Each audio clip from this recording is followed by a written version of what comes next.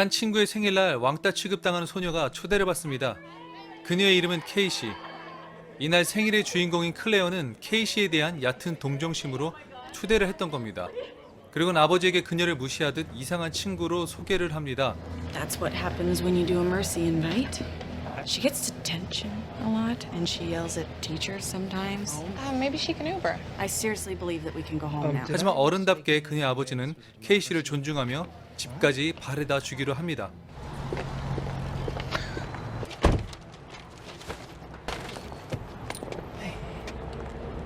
Can I help you?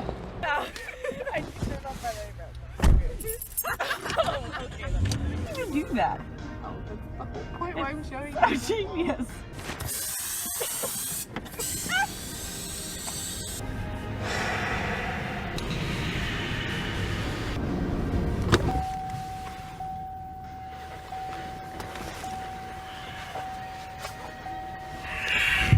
이 의문의 남자는 3명의 소녀를 감금해서 도대체 무엇을 하려는 것일까요?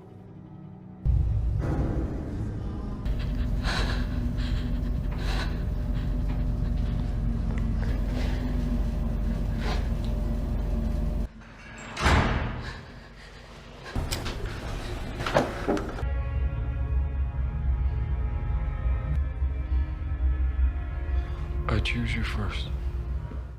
먼저 남자에게 선택받은 마르샤가 끌려갑니다. Pee on yourself. Pee on yourself.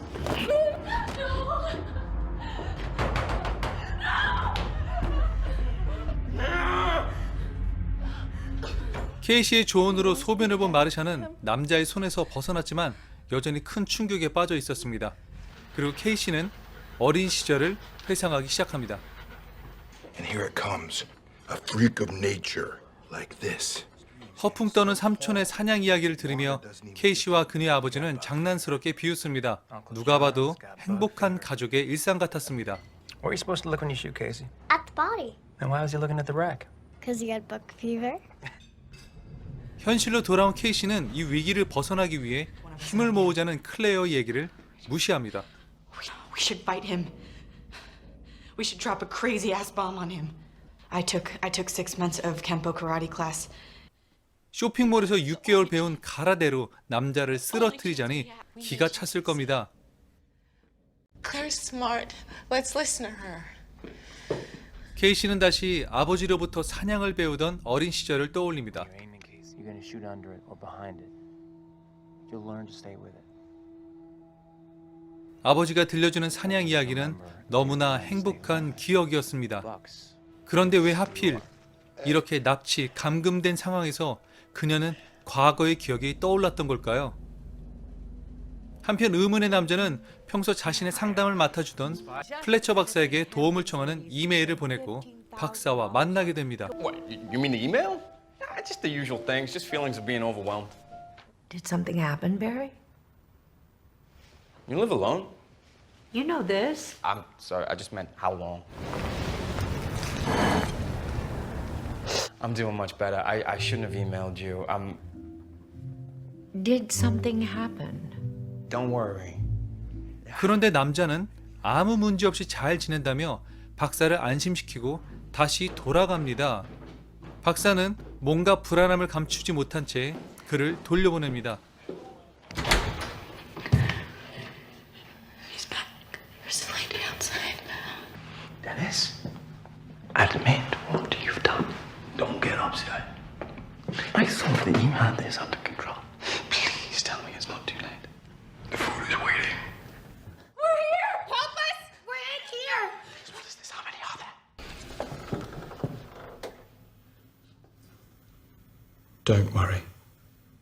He's not well. 네, 그렇습니다. 여러분이 방금 본 것처럼 이 남자는 다중인격을 소유하고 있었습니다. 본명은 케빈이고 23개의 인격을 소유하고 있어서 혼자 자신의 다른 인격과 대화가 가능하죠. 이런 증상을 해리성 정체감 장애 또는 해리성 인격 장애라고 부릅니다. 이 놀라운 사실에 소녀들은 또 한 번 충격에 빠집니다. He was having a full conversation with himself. What was that line about the food is waiting? 이번에는 23번째 인격 중 9살의 정서를 가진 헤드윅이 등장합니다. My name's Hedwig. I have red socks. He's on the move. Someone's coming for you. 사실 케이시를 제외한 클레어와 마르샤는 데니스가 쫓던 먹잇감이었습니다. 좀 더 정확히 말하면 데니스 역시 또 다른 인격의 명령으로 이들을 납치한 겁니다. 어쨌든 케이시는 헤드윅을 통해 이곳을 탈출할 단서를 얻어냈고 필사적으로 이들은 탈출할 만한 곳을 찾기 시작합니다. Do you know what we heard? What did you hear? I whispered to you. Wait a minute. It took forever to get this place safe without the nosy bodies that work here finding out you can't get out of here. He said something about making the room safe.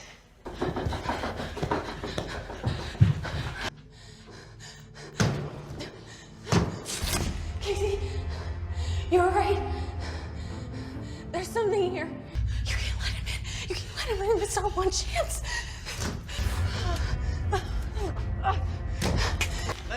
Let me in. Give us a second. We're changing.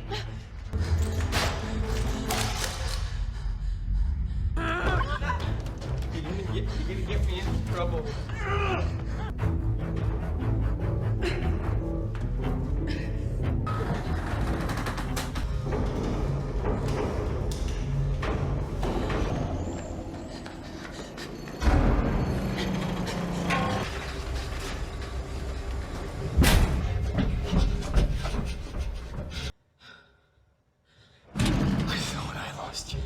탈출 실패.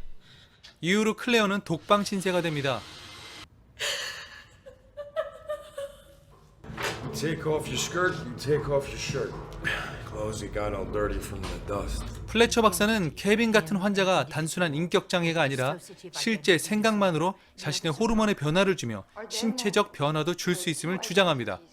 그리고 케빈과 더 자주 만나게 되며 그의 인격에도 뭔가 문제가 생겼음을 감지하게 됩니다. To whom am I speaking with now? Dr. Fletcher, it's Barry. I think I'm talking to Dennis. The thrill, Casey, is about whether you can or can't. Good shot, big brother.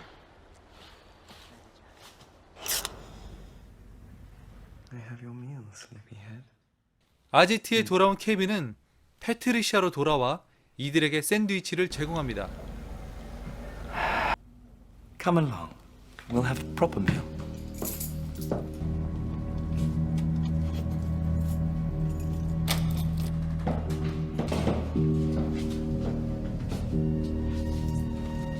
이 틈을 타서 이번에는 마르샤가 탈출을 시도합니다.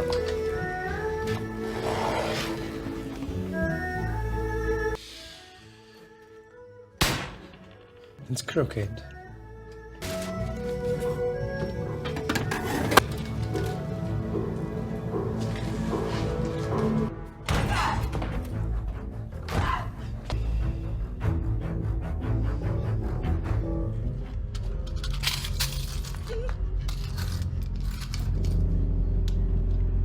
이번에도 실패.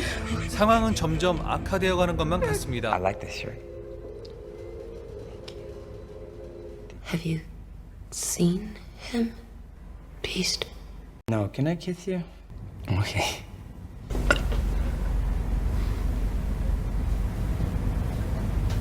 You might be pregnant now. 다음날 플래처 박사의 면담을 통해 케빈 안에 또 다른 인격, 제 24번째 인격인 비스트의 존재에 대한 얘기를 나눕니다. 물론 박사는 비스트가 가상의 존재라고 생각하지만 그건 착각이었죠. Beast, you will be in the presence of something greater. 케이시는 또 한 번 과거를 회상하게 됩니다. 삼촌이 동물 놀이를 하자며 그녀를 설득합니다. Let's pretend we're animals again. 그렇게 아이는 삼촌에게 끔찍한 일을 당하고 맙니다. Come on.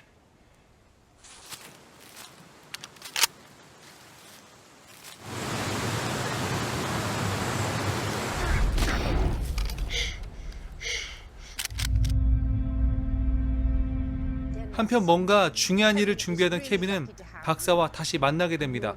하는 수 없이 그의 아지트에서 박사와 24번째 인격 비스트에 대한 이야기를 나눕니다. 박사는 여전히 못 믿지만 케빈은 비스트가 실제한다고 말합니다. Would you mind if I used your bathroom? 결국에는 소녀들을 유기한 인격이 데니스인 것을 알아내고 소녀들을 풀어주도록 박사는 설득하지만 소용없었습니다. 이미 24번째 인격인 비스트의 명령에 나머지 인격들이 순응하는 상황이었기 때문이죠. 게다가 데니스나 패트리샤, 헤드윅 같은 무리들을 패거리라고 지칭합니다. 패거리들은 고통을 안 겪어본 대상에만 집착을 보이는데 이들은 바로 비스트에게 바쳐질 먹잇감이었습니다. 그리고 아직 소녀들이 탈출을 시도하는 동안 드디어 위대한 존재 비스트가 실체를 드러내기 시작합니다.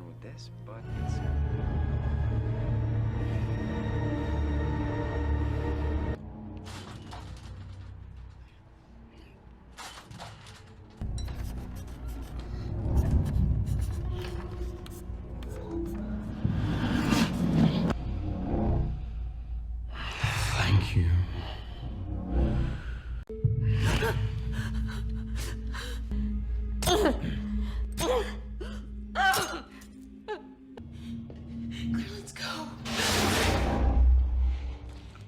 박사가 죽기 전에 적어놓은 케빈의 풀네임을 불렀더니 케빈의 본래 정신이 잠시 돌아옵니다.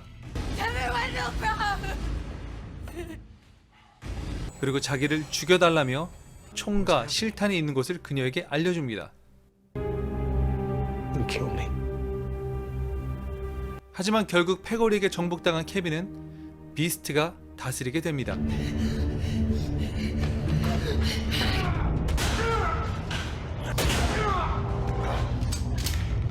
더는 도망칠 것이 없는 케이시.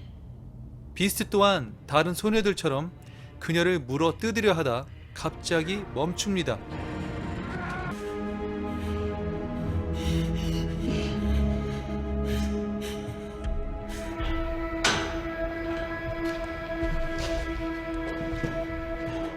(2016년) 영화 23 아이덴티티는 M. 나이트 샤말란 감독의 작품으로 언브레이커블, 23 아이덴티티, 그리고 최근 개봉한 글래스로 3부작 완결입니다.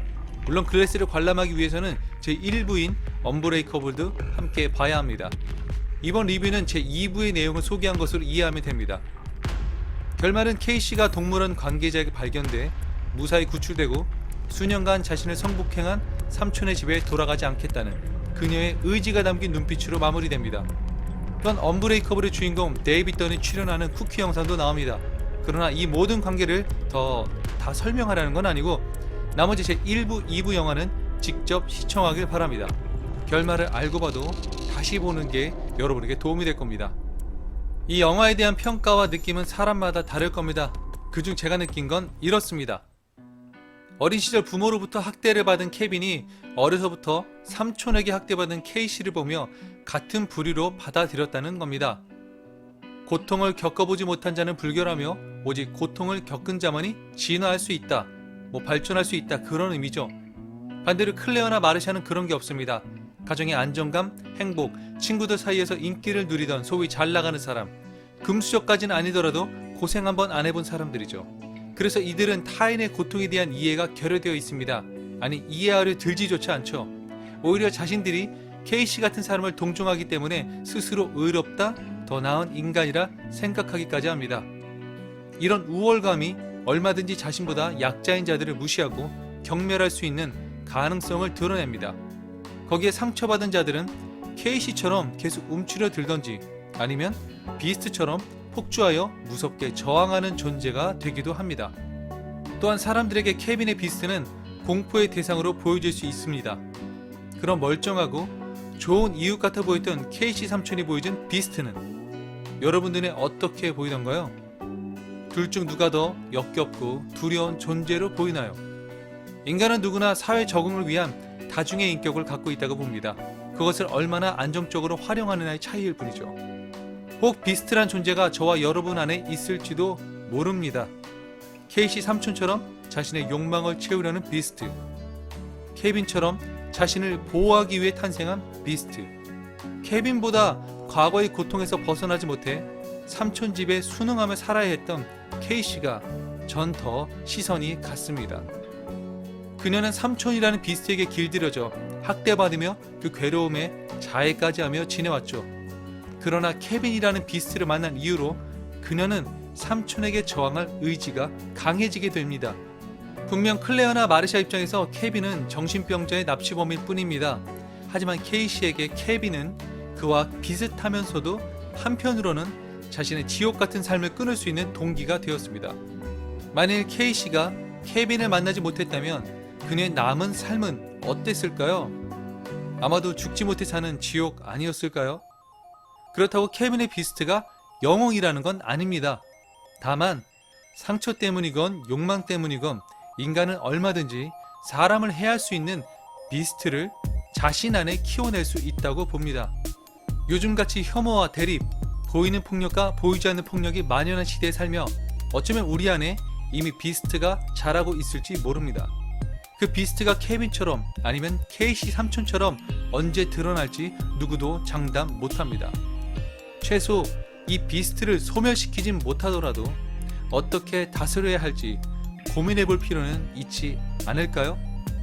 지금까지 캡틴 람이었습니다. Your heart is pure. Rejoice.